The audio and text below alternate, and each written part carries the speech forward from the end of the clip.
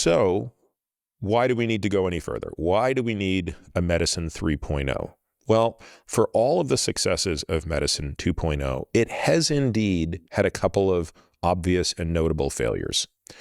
The most obvious is that lifespan has largely faltered. So there really has not been any extension of lifespan beyond that which came from the eradication of the conditions that led to the demise of most people between the Civil War and the end of the First World War.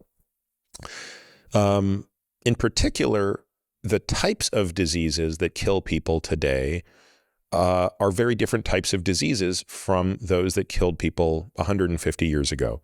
So the leading causes of death, which I describe as the four horsemen of death, are the diseases of atherosclerosis, so coronary artery disease and cerebrovascular disease, cancer, the neurodegenerative diseases and dementing diseases, so Alzheimer's disease, Parkinson's disease, Lewy body dementia, vascular dementia, frontotemporal dementia, all of those diseases.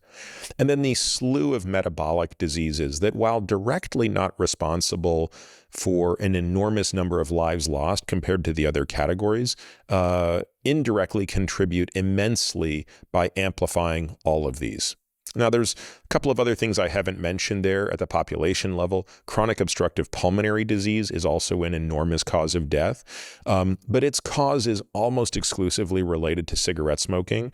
So I don't really hold Medicine 2.0 particularly responsible for the failure of mitigating that. That's really more of a public health question. If people don't smoke, they don't get COPD, even though COPD is one of the leading causes of death.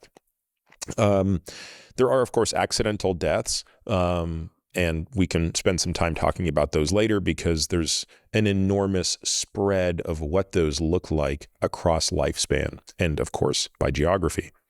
So, in essence, the purpose of Medicine 3.0 is to try to address where Medicine 2.0 has fallen short.